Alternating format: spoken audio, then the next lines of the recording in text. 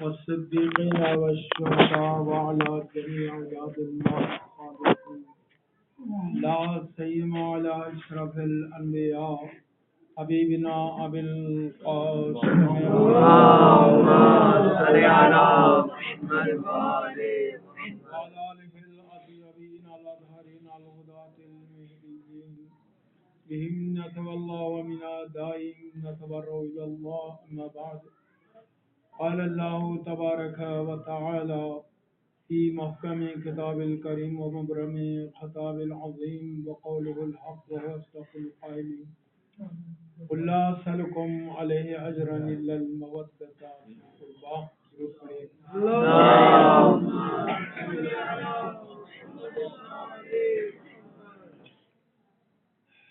سورہ شورا کی ایک مشہور آیت کے تلاوت کا شرف حاصل کیا جس میں پروردگار عالم اپنے حبیب سے فرما رہا ہے کہ قل کہہ دو اے رسول، صیغہ امر ہے، حکم ہے، رسول کو اللہ حکم دے رہا ہے اور حکم ہی اسے کہا جاتا ہے جو بڑا دے۔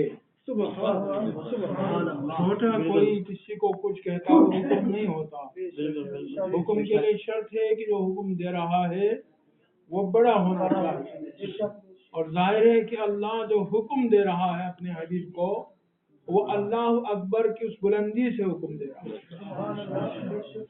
آپ آذان میں کہتے ہیں اللہ اکبر، اللہ اکبر من کل شیء، اللہ ہر شے سے بلند و بالا، بے شک برحق یعنی اتنا بلند ہے کہ اللہ کی بلندی کا انسان توصیف نہیں کر سکتا۔ اللہ کی بلندی کا انسان توصیف اور تعریف نہیں کر سکتا، اس لیے کہ جس طرح وہ ذات لامحدود ہے اس کی بلندی بھی لامحدود ہے۔ نہ اس ذات کی کوئی حد بندی ہے نہ بلندی کی کوئی حد بندی ہے، سمجھ رہے نا، یہ بلند ہے۔ تو وہ اپنے بلندی سے حکم دے رہا ہے رسول اکرم کو، قل کہہ دو اے رسول، مگر خدا خود نہیں کہہ سکتا تھا؟ کیا خدا عاجز تھا؟ اگر خدا عاجز ہو تو ہم اس عاجز کو خدا ماننے کے لیے تیار ہیں۔ اگر خدا عاجز ہو تو وہ خدا ہی نہیں ہے، اس لیے کہ خدا کامل مطلق ہے، کمال مطلق جسے کہا جاتا ہے کہ ہر کمال اللہ میں موجود ہے، اور انسانوں کے کمالات کا جو مرجع ہے وہ پروردگار عالم ہے۔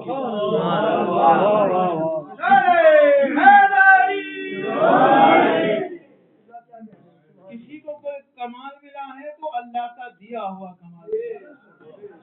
لذا کسی انسان کی تعریف کرتے ہیں تو وہ تعریف پلٹ جاتی ہے اللہ کی تعریف۔ آل محمد کی تعریف ہے تو آل محمد نے، اللہ نے آل محمد کو اس قابل بنا دیا ہے کہ ہر کوئی ان کی تعریف کرے۔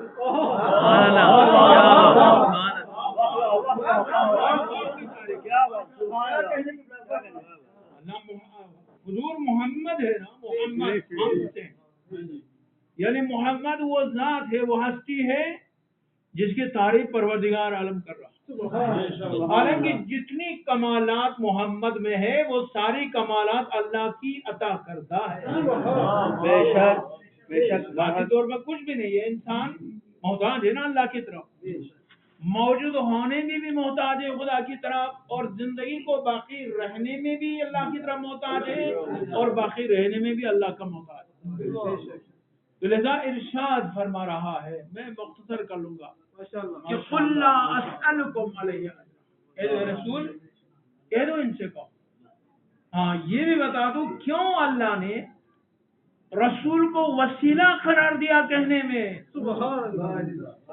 توجہ فرما رہے ہیں، وسیلہ کیوں قرار دیا اللہ نے؟ اللہ تو کسی وسیلے کا محتاج نہیں ہے، اللہ تو کسی وسیلے کا محتاج نہیں ہے۔ لا یجری، لیکن یہ قانون ہے خدا کا کہ لا یجری الامور الا باسبابها، امور جاری نہیں ہوتے مگر اسباب کے ذریعے سے جاری ہوتے ہیں۔ تو اللہ کے پیغام پہنچانے کا ذریعہ یہ کامل جو ہے وہ رسول گرامی مرتبہ کی ہے۔ قل لا اسألکم علیہ اجرا، اے رسول میں تم سے تبلیغ رسالت کی وجہ سے، مگر کیا کتنی تبلیغ رسول گرامی مرتبہ. آپ میں سے اگر جمعے میں آپ شرکت کرتے ہیں تو میں باضابطہ دعوت دے رہا ہوں خطبات کو سنا کرے کہ میں نے کل جمعے میں عرض کر دیا ہے کہ انسانوں کو کمال انسانیت تک پہنچانے، انسانوں کو ہدایت کے راستے پہ ڈالنے کے لیے جو زحمتیں رسول نے برداشت کی اور کسی نے نبی نے برداشت نہیں کی. ما اوذی النبی کما اوذیت فرمایا، جس طرح مجھے اذیت دی گئی ہے کسی اور نبی کو اتنی اذیت نہیں ملی. آپ نے پتھر کھائے، آپ نے گالیاں سنی ہے، زحمتیں مشکلات برداشت کی اسی تبلیغ کے لیے کہ لوگ راہ راست پہ آ جائے.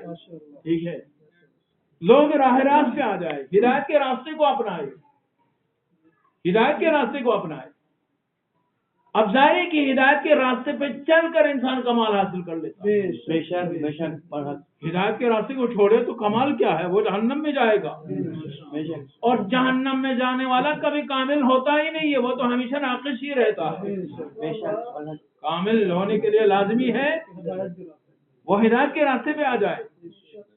تو لذا پروردگار عالم کا یہ لطف و کرم ہے کہ وہ اپنے رسول کو ذمہ دار ٹھہرا رہا ہے کہ اے رسول تو اس امت کو ہدایت کے راستے پہ ڈالو.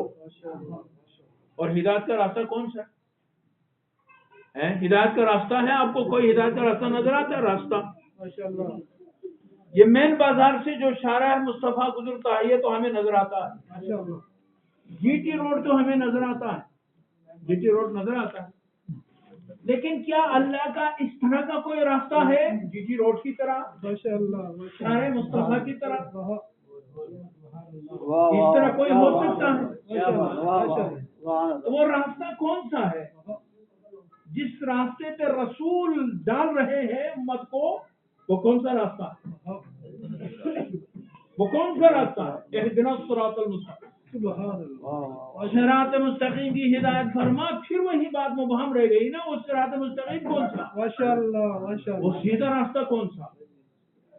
یہ تو ہو ہی نہیں سکتا نا، یہ تو ممکن ہی نہیں ہے.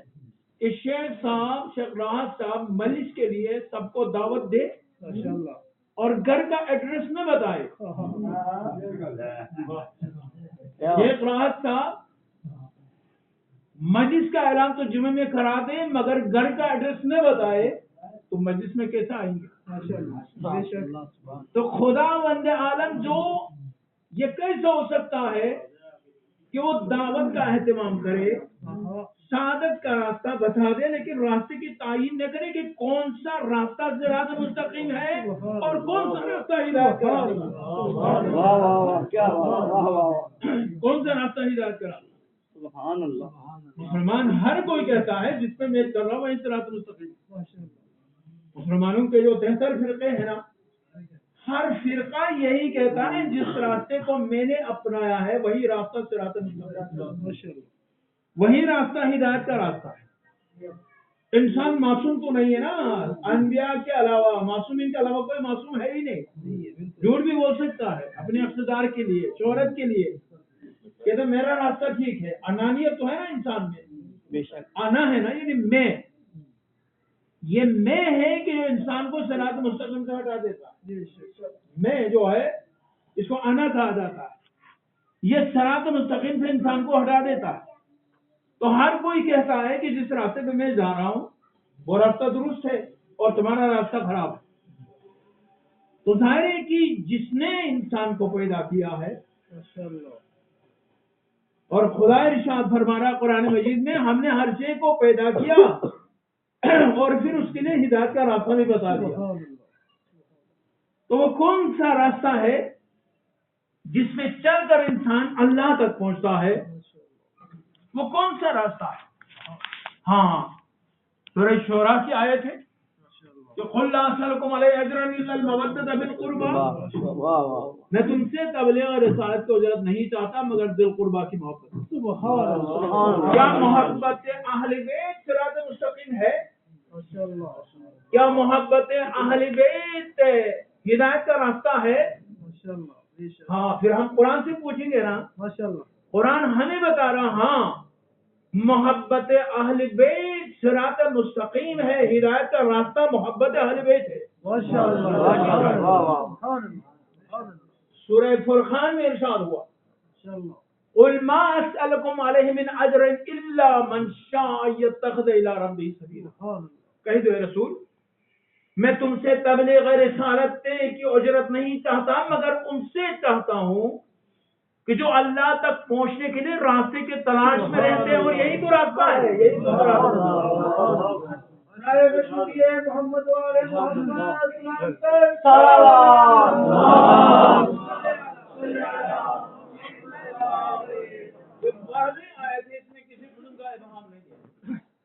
علماء سلکم علیہ من اجر، کہہ دو رسول میں تم سے تبلیغ رسالت کی اجرت نہیں چاہتا مگر کن سے چاہ رہا ہے؟ الا من شاء ان يتخذ الى ربه سبیلا، مگر ان سے چاہتا ہوں جو اللہ تک پہنچنے کے لیے راستہ تلاش کرتے ہیں۔ یہ علی و محمد کا راستہ ہے، یہ بطول کا راستہ ہے، سبحان اللہ، یہ حسن و حسین کا راستہ، بے شک بے شک، یہی برحق مستقیم برحق، ہے۔ اور بندہ اس راستے سے ہٹ کر جہنم میں تو گر جائے گا مگر جنت میں جائے گا۔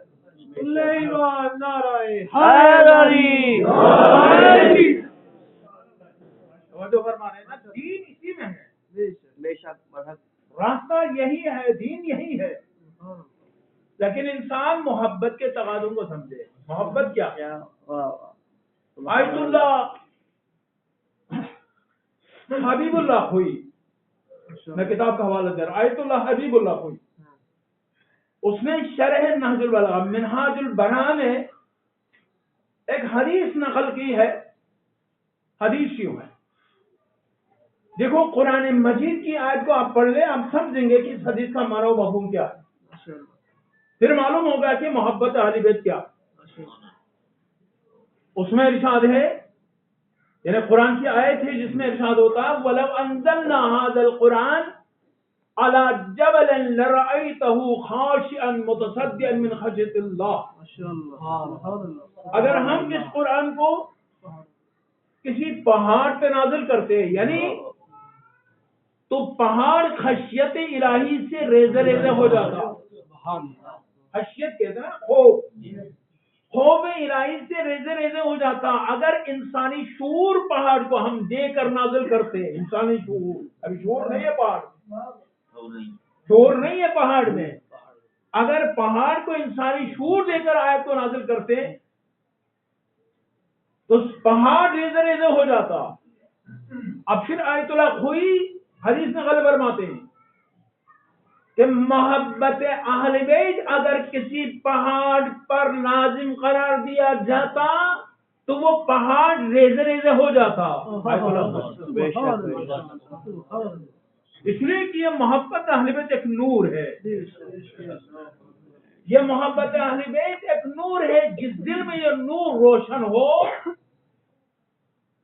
اس کو کیا بننا چاہیے؟ جس دل میں یہ نور روشن ہو، اگر یہ نور دل ہی دل میں رہے تو نور تو بے فائدہ ہوا۔ یہ نور اعضاء و جوارح کے ذریعے سے ظاہر ہو کہ یہ واقعی اہل بیت سے محبت رکھتا ہے۔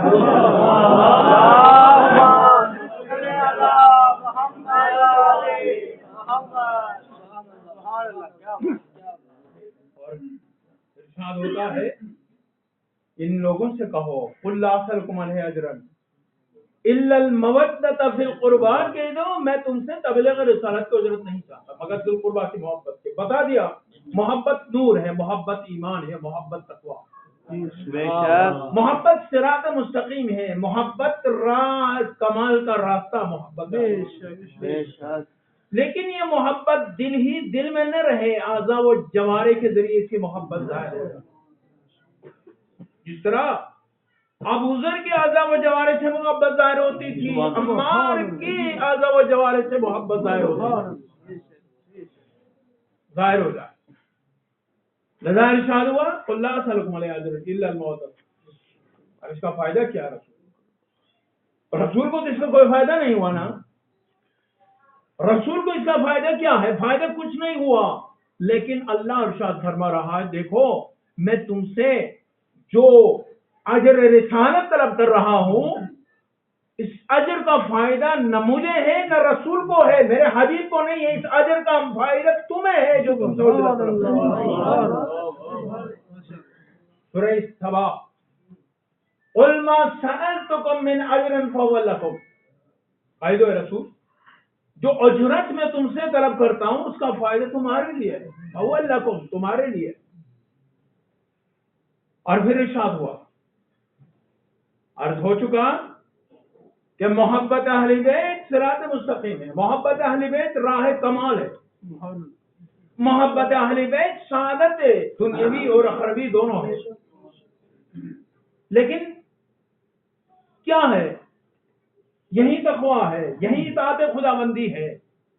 محبت اہل بیت سے ہٹ کر کوئی یہ دعویٰ نہیں کر سکتا میں نے رسول کی اطاعت کی، میں نے اللہ کی اطاعت کی۔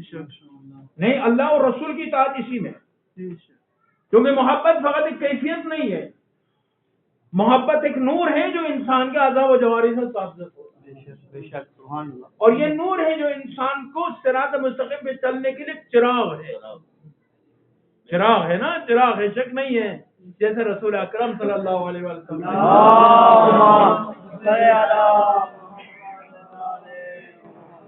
آپ نے فرمایا ان الحسین مصباح الہدی و سفینۃ الرضا، بے شک حسین مصباح ہدایت اور سفینہ نجات، ہدایت کی روشن چراغ، یہ اہل بیت ان کی اطاعت چراغ ہے، چراغ، چراغ مصطفی ہے، چراغ الہی جو اس چراغ پہ چلے گا۔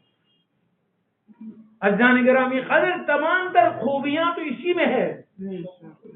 اللہ نے ان کی محبت اور اجر رسالت پہ زور اس لیے دیا ہے کہ جو اسے ادا کرے گا تمام خوبیوں کا مالک ہو جائے گا۔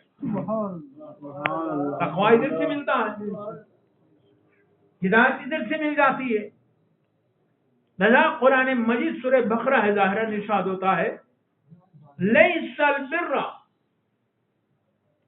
ان تاتوا البیوت من ظہورها ولكن البر من اتقى وآتوا البیوت من ابوابها۔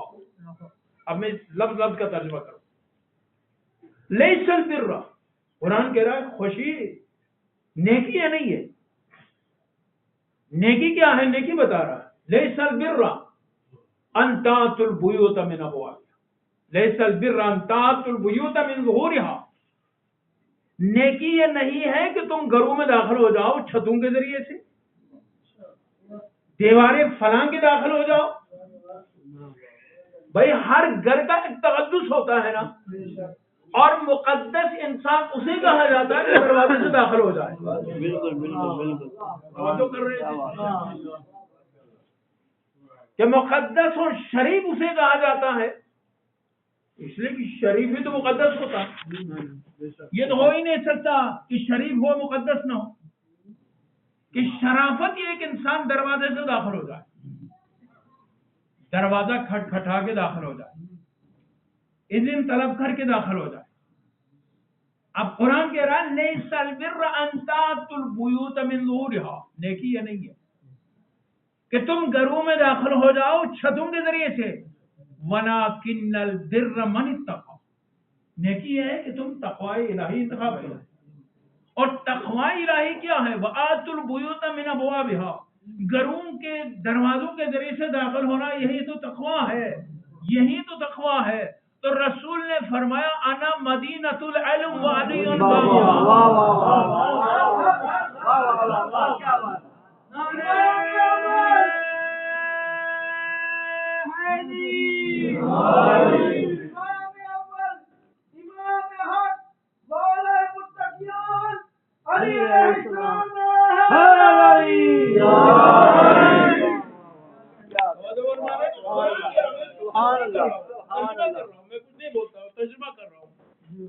قرآن نے کہا ہے کہ شرافت یہ نہیں ہے کہ تم چھتوں کے ذریعے سے داخل ہو جاؤ۔ اب ادھر تشریف لائے، اب میں ختم کر دوں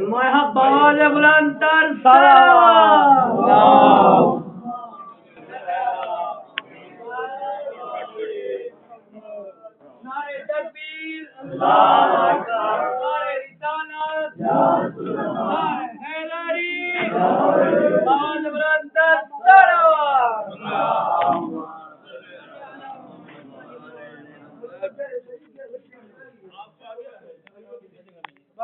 محمد وآل محمد بلندر سلام آیا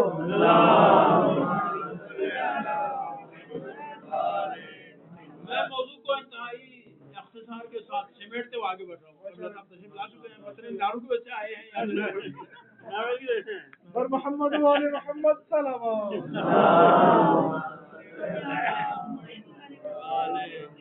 قرآن نے واضح طور پہ ارشاد فرمایا لیس البر ان تأتوا البیوت من ظہورها.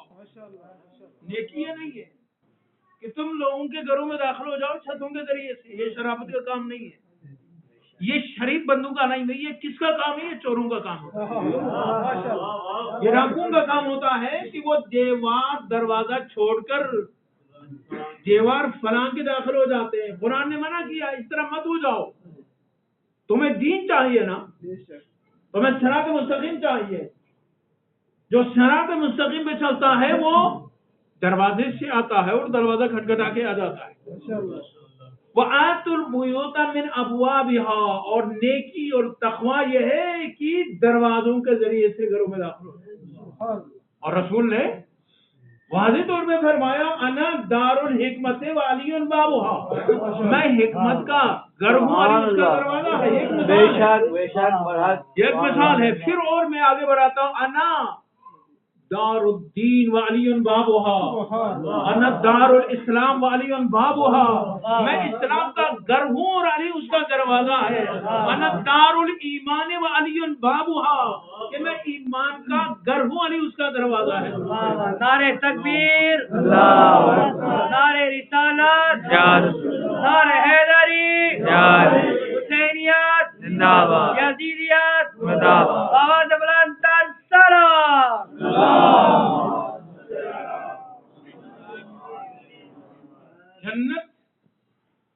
جنت بغیر دیوار کے نہیں ہے. جنت بغیر دیوار کے نہیں ہے. جنت کے دروازے ہیں, جنت کے دروازے ہیں. جنت ایسی ایک میدان نہیں, سارا نہیں ہے کہ جو جس کو جو چاہے اسی طریقے سے داخل ہو جائے. جنت کی دیوار ہے, جنت کے دروازے ہیں. ظاہر ہے کہ آپ بیل دیتے ہیں نا, بیل تو آواز نکلتی ہے. گھر کا مالک سمجھتا ہے کہ باہر کوئی آ رہا. میں پھر نقل کر رہا ہوں آیت اللہ جواد عملی کی کتاب. فرماتے ہیں کہ گھر میں جو ہوتا ہے نا, بیل دینے پر ہمسایہ باہر نہیں نکلتا. گھر کا جو مالک یا گھر میں جو رہتے ہیں وہ دروازے پہ آ کے معلوم کرتے کون آیا ہے. تو جب بیل دیا جائے گا جنت کے دروازے کو تو یا علی کی صدائیں بلند ہو جائیں.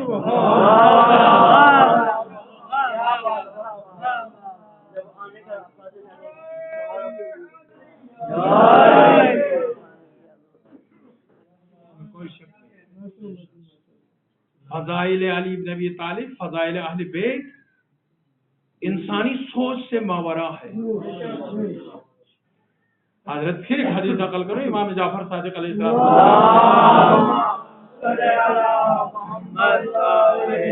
آپ نے اپنے جد حضرت امیر المومنین سے نقل کی. آپ نے فرمایا کہ تم ہمارے فضائل کی حقیقت تک نہیں پہنچ سکتے. تمہیں ہمارے فضائل کا علم ہی نہیں ہے کہ ہمارے فضائل کیا. تمہارے پاس نصف, دیکھو الف جو ہے علم کا ایک الف ہے, بے ہے. اسی طریقے سے فرماتے ہیں کہ تمہارے پاس نصف الف کا بھی تمہارے پاس علم نہیں. لیکن یاد رکھو ہمیں رب نہ کہو, ہمارے لیے سجدہ مت کیا کرو. سجدہ اس کے لیے کیا کرو کہ جس نے ہمیں بنایا. سجدہ اس کے لیے کیا کرو جس نے ہمیں بنایا. ہماری سجدہ مت کرو, ہمیں رب نہ کہو. اضافے کے ساتھ تم کہہ سکتے ہو رب البیت گھر کا مالک, رب الابل اونٹوں کا مالک, رب الاساس سامان کا مالک. اس طرح کہہ سکتے ہو. مطلق رب کہنا یہ شرک کو دعوت دینے کے مترادف ہے. اس سے انسان شرک کو دعوت دیتا ہے. فضائل اہل بیت کا احساس کوئی نہیں کر سکتا, اس لیے کہ فضائل ہم نے نہیں بنائے, فضائل اہل بیت کو اللہ نے دیا. محمد کو جب ہر شے اس کی تعریف کرنے لگی، اللہ نے نام محمد رکھا، محبوب رکھا، اور علی کے کردار کے بلندی کو دیکھا تو نام علی رکھ دیا۔ حسن و جمال و اخلاق و کردار میں جب رسول کے لیے آئینہ بنے تو کسی کا نام حسن رکھا اور کسی کا نام آج جس عظیم المرتبہ ہستی کی مجھے ذکر کرنا ہے وہ امام حسن مجتبی علیہ السلام۔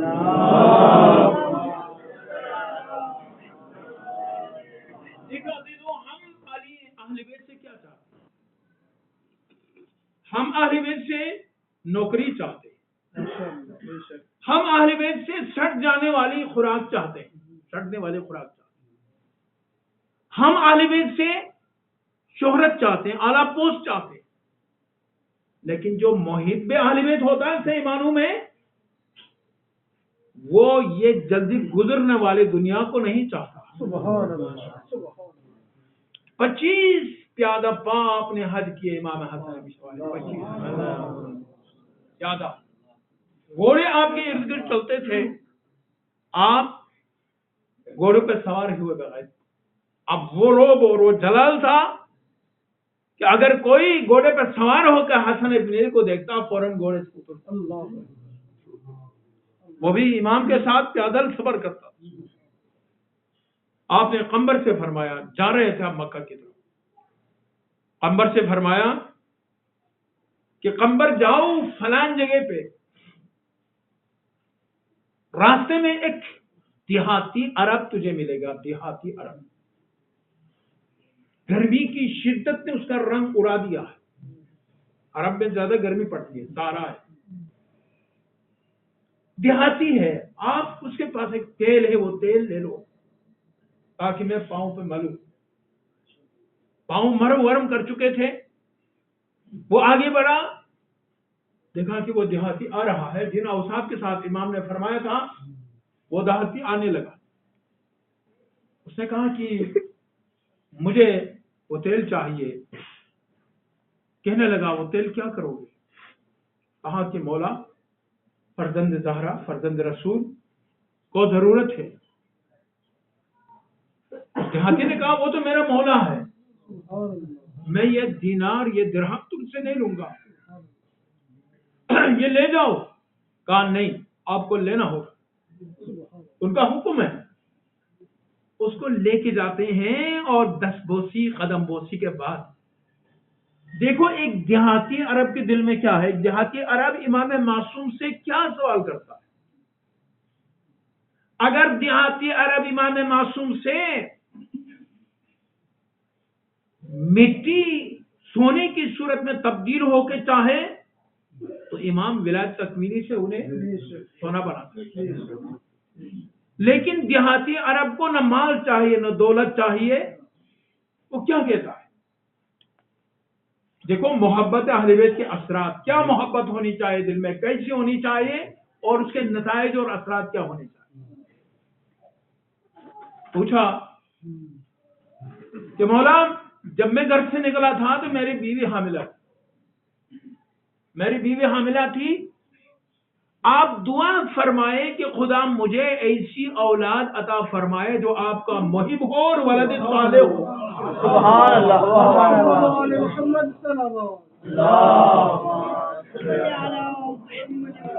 دیکھو ایک دیہاتی عرب چاہتا کیا؟ دنیا نہیں چاہ رہا ہے، وہ آخرت چاہ رہا ہے۔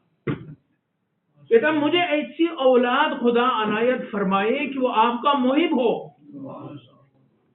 جو آپ کا محب نہیں ہے میں اس اولاد کو کیا کروں؟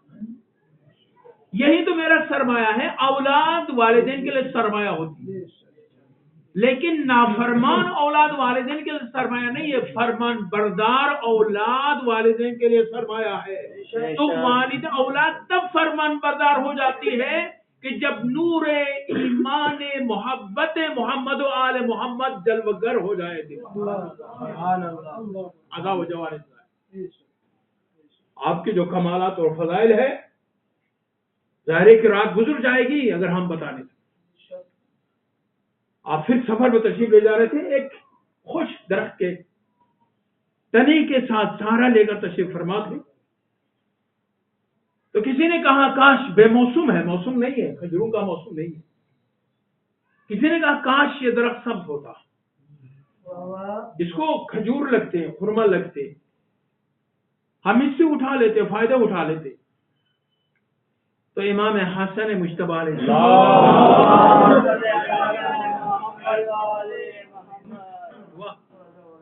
درخت سبز ہوا، کھجور آنے لگے، تو کسی نے کہا کہ حسن ابن علی نے جادو کر لیا ہے۔ فرزند رسول نے فرمایا حسن ابن علی نے جادو نہیں کیا، دعا ابن رسول اللہ مستجابہ، اللہ نے رسول کے فرزند کی دعا کو قبول فرمایا۔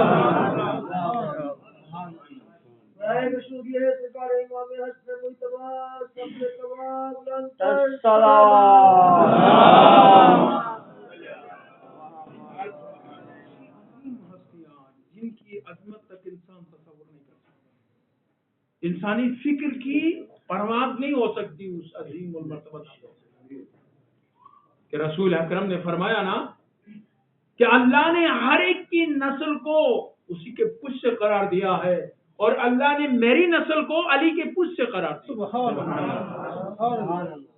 فرزند رسول امام حسن مجتبی، لوگ کہتے ہیں نا کہ وہ نرم مزاج تھے، امام حسین سخت مزاج تھے، انہوں نے جنگ کی، امام حسن نے صلح کی۔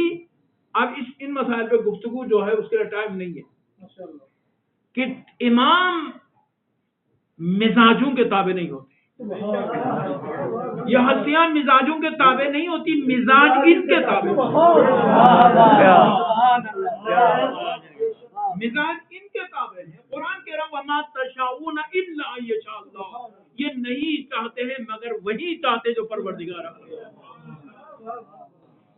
مزاج یہ مزاج کے تابع نہیں ہے، حالات ایسے تھے عزیزان، حالات ایسے پیدا ہوئے، آپ کے مخلصین آپ کے ساتھ غداری کرنے لگے،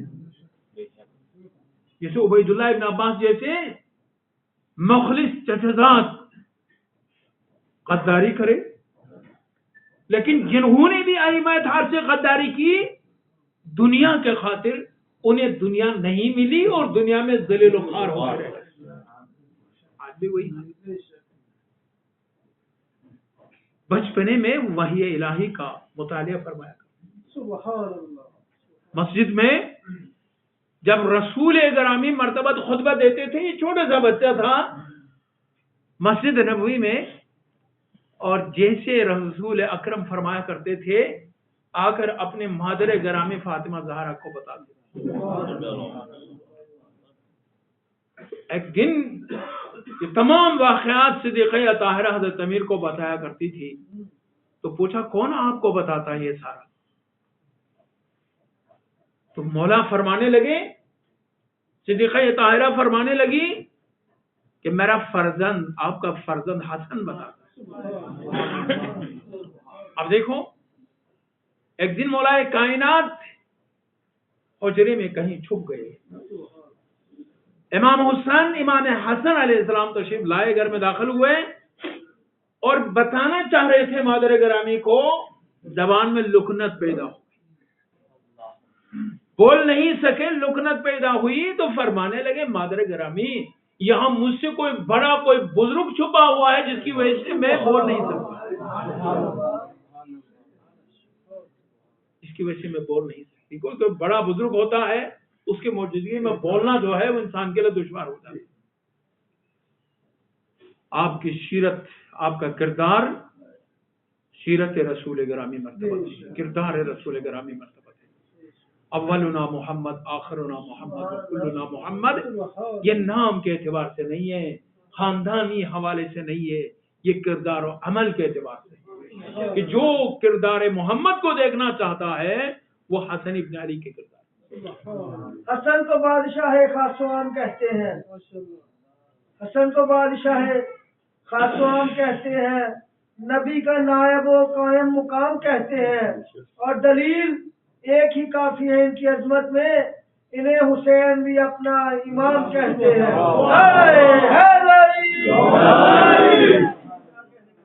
ایسے عظیم ہستیاں جب ان کا کردار دشمن بھی دیکھتا ہے تو موم ہو جاتا ہے.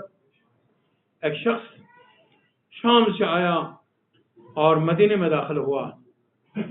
مدینے میں داخل ہو کر اندازہ لگایا کہ یہ بزرگ حسن ابن علی، جو کچھ منہ میں آیا بولنے لگا، جسارت کرنے لگا. امام نے فرمایا میرے بھائی کیوں غصہ کر رہے؟ اگر سفر خرچ نہیں ہے تمہارے پاس تو میں سفر خرچ دوں گا، بھوکے ہو تو میں کھانا کھلاؤں، لباس تمہارے پاس نہیں میں لباس دوں گا. فرمانے لگے کہ جیسا فرمایا تھا ویسا کر لیا، گھر لے گیا، اسے کھانا کھلایا، لباس دیا، سفر خرچ اسے دیا. تو وہ راوی بیان کرتا ہے، وہ شخص بیان کرتا ہے، بلکہ عرب کا کہاوت ہے الفضل ما شہد به الاعداء. فضیلت وہ ہے کہ دشمن جن کے فضائل کی اعتراف کرے، فضائل کا اعتراف. الفضل ما شہد به الاعداء یہ بیان کرتا ہے کہ جب میں شام سے نکلا تھا تو میرے دل میں علی اور اولاد علی کی دشمنی تھی، دشمنی لے کے داخل ہوا تھا. اب جب مدینے سے جا رہا ہوں تو علی اور اولاد علی کی محبت لے کے جا رہا ہوں.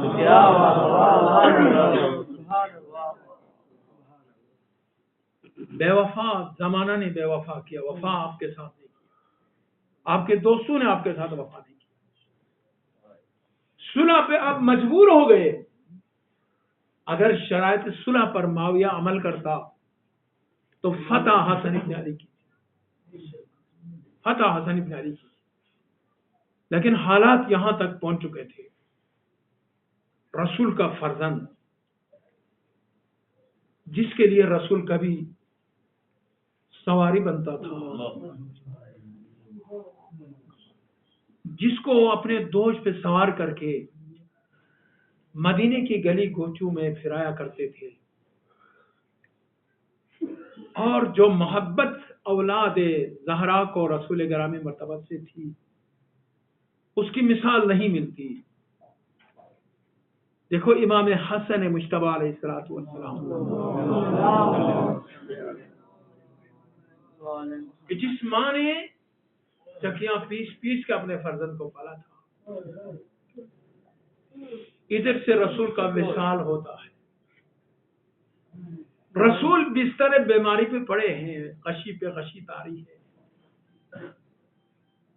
فرمانے لگے جب بچے داخل ہونے چاہتے تھے تو کسی نے روکنا چاہا، کہا کہ مت روکو اس لیے کہ میں ان کی بو سونگنا چاہتا ہوں. حسن و حسین داخل ہو جاتے ہیں اور رسول گرامی مرتبت پر اپنے آپ کو گراتے ہیں. یا جدہ اجد بزرگوار آپ کے بعد ہماری کیا بنے گا؟ رسول کی تربت ابھی خشک بھی نہیں ہوئی تھی، لیکن جو ظلم کے اور مصائب کے پہاڑ ٹوٹ پڑے نا اولاد علی پر، صدیقہ طاہرہ پر، اس کی مثال نہیں ملتی. یہ تنہا رسول کی بیٹی ہے، رسول زادی یادگار نبوت ہے. عزیزان گرامی قدر، مدینے کی عورتوں نے دیکھا کہ دعا اٹھ رہا ہے اب زہرا کے گھر سے، دعا زہرا کے گھر سے اٹھ رہا ہے. خیال کرنے لگی شاید زہرا بچوں کے لیے کھانا تیار کر رہی ہو. دیکھا تو کھانا نہیں پک رہا تھا، گھر کا دروازہ جل رہا تھا. رسول کے وصال کے بعد اتنی کمزور ہو جاتی ہے رسول زادی، اتنی کمزور ہو جاتی ہے کہ عصا کے سہارے سے چلنے لگتی ہے. حسن و حسین کے ہاتھوں کو پکڑ کر لے جاتی ہے روضے رسول پر کہ عزیزو تمہارے بابا کہاں چلے گئے جو تمہیں اپنے دوش پہ سوار کرتا تھا، تمہیں پیار و محبت دیتا تھا، وہ کہاں چلا گیا؟ کتنی محبت تھی حسن ابن علی کو اپنے نانا. اس لیے وقت شہادت آپ نے امام حسین کو وصیت کی کہ بھیا کہ مجھے اگر ہو سکے تو نانا کے پہلو میں مجھے دفن کر دینا. کتنی محبت تھی. لیکن بھیا خیال رکھنا کہ میرے جنازے پہ خون ریزی نہ ہو. زہر دیا گیا، مختصر کر رہا ہوں، زہر دیا گیا اور کلیجے کٹ کر کر تشنے پھرنے لگے. امام نے بھائی کو سینے سے لگا کے فرمانے لگے بھیا کس نے ظلم کر دیا؟ امام نے فرمایا بھیا میری وصیتوں کو سنو. پہلی وصیت یہ ہے کہ مجھے نانا کے روزے کے جوار میں دفن کر دینا. اگر ملائن مانے ہو جاتے ہیں مجھے جنت البقیع میں اپنی دادی فاطمہ بنت اسد کے پہلو میں دفن کرنا تو امام شہید ہو جاتے ہیں. آپ کو غسل دیا گیا، کفن پہنایا گیا، جنازہ تیار ہوا. بنی ہاشم کی خواتین رونے لگی، زینب و ام کلثوم رونے لگی. اور اسی حال میں جب جنازہ اٹھا، حسن ابن علی کے گھر سے جنازہ اٹھا، مسجد نبوی کے قریب پہنچا تو ملائی راستے میں حائل ہونے لگے، کہنے لگے ہم حسن ابن علی کو روزے رسول کے جوار میں دفن ہونا نہیں دیں گے، خون ریزی ہو جائے گی، تلواریں چلیں گی. امام تو چاہ رہے تھے لیکن بھائی کی وصیت نے مجبور کر دیا. فرمانے لگے لے چلو جنازے کو واپس. لیکن اسی اثنا میں تاریخ بتاتی ہے کہ تیر باران کر دیا جنازے کو. جنازے پہ تیر چلانے لگے، تیر جنازے میں پیوست ہوئے. گھر میں صحن میں رکھ کر جنازے کو زینب کلثوم روتی ہے، بچے روتے ہیں اور جنازے سے تیر نکالنے لگے. تو میں عرض کر دوں اے شہزادی، اے علی و بدول کی یادگار زینب، یہ تو بائی کا لاش تھا، جنازے میں تیر پیوست ہو چکے تھے. یہ بھی ظلم ہے، بڑا ظلم. لیکن کربلا میں جہاں آپ بائی کے لاش کو تیروں کے مسلح پہ تم دیکھو گی، یہاں تو بائی کا سر مبارک تو موجود ہے. یہاں بائی کا جسم گوروں کی ٹاپو سے پامال نہیں ہے. لیکن ایک وقت وہ بھی آئے گا جب آپ کا حسین گھوڑے کے ٹاپو سے پامال کر دیا جائے گا، سر اقدس جسم سے جدا کر دیا جائے گا. ایک مرتبہ علی کی بیٹی آ جاتی ہے اور اپنے بھائی کو دے کر فرماتی ہے کہ بھیا تو زینب کا بھائی ہے، کیا تو فاطمہ کا لخت جگر ہے، کیا تو علی مرتضیٰ کا فرزند ہے، کیا تو رسول کا فرزند ہے؟ کس مقدرہ و عصمت و طہارت نے کیا کیا؟ اس پارا شدہ لاش کو، پامال شدہ لاش کو ہاتھوں پہ بلند کر دیا، آسمان کی طرف نگاہ کر کے فرمانے لگی ربنا تقبل منا ھذا القربان، پروردگار اس قربانی کو ہم سے قبول فرما. اور اسے رسول کی طرف رک کر کے فرمانے لگی نانا ھذا حسین کا مرمل بالدماء مقطع الاعضاء، نانا یہ آپ کا حسین خون میں غلطہ ہے، اعضاء کاٹے جا چکے ہیں، ردا چھین لیا گیا ہے. ربنا